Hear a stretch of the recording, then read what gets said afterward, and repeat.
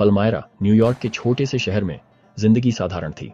Martin Harris, एक मेहनती किसान, ने अपनी जिंदगी अपनी खेती पर बनाई थी। लेकिन 1829 में मार्टिन की जिंदगी हमेशा के लिए बदल गई, क्योंकि उसे एक ऐसा फैसला लेना पड़ा जिसके लिए उसे अपनी सब कुछ दांव पर लगाना था। मार्टिन ने कुछ असाधारण देखा था। जोसेफ स्मिथ द्वारा बुक ऑफ मॉर्मन का अनुवाद। जोसेफ, एक साधारण परिवार का नौजवान, भगवान द्वारा अमेरिका के लोगों के एक प्राचीन रिकॉर्ड का अनुवाद करने के लिए बुलाया गया था। यह एक ऐसा संदेश था जिसे बहुत से लोग नहीं समझते थे, लेकिन मार्टिन इस पर विश्वास करता था। लेकिन मार्टिन इस फैसले में अकेला नहीं था। उसकी पत्नी लूसी, जोसेफ और बुक ऑफ मॉर्मन के बारे में संशय में थी।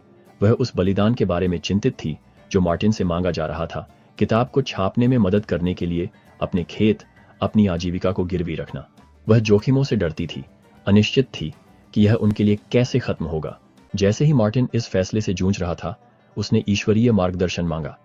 क्या इतनी अनिश्चित चीज के लिए सब कुछ जोखिम में डालने लायक था?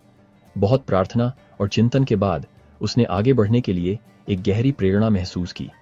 यह सिर्फ पैसों के बारे में नहीं था, यह उसके विश्वास के बारे में था। उसने संदेह और भय के बावजूद भगवान पर भरोसा करना चुना।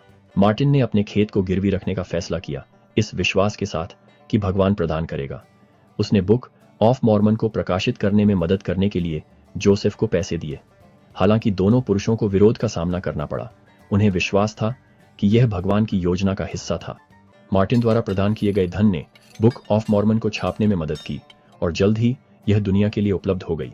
महान बलिदान के बावजूद यह पुस्तक पुनर्स्थापित सुसमाचार की आधारशिला बन गई, यीशु मसीह के प्रेम और शिक्षाओं की गवाही देती है।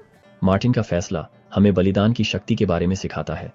हालांकि उसने बहुत कुछ त्याग दिया, लेकिन उस फैसले का आशीर्वाद अथाह है।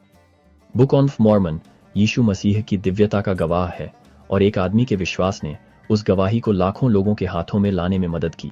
जैसे मार्टिन हैरिस ने डर पर विश्वास को चुना, हमें भी ऐसे विकल्प बनाने के लिए कहा जाता है जिनके लिए भगवान की योजना पर भरोसा करना पड़ता है।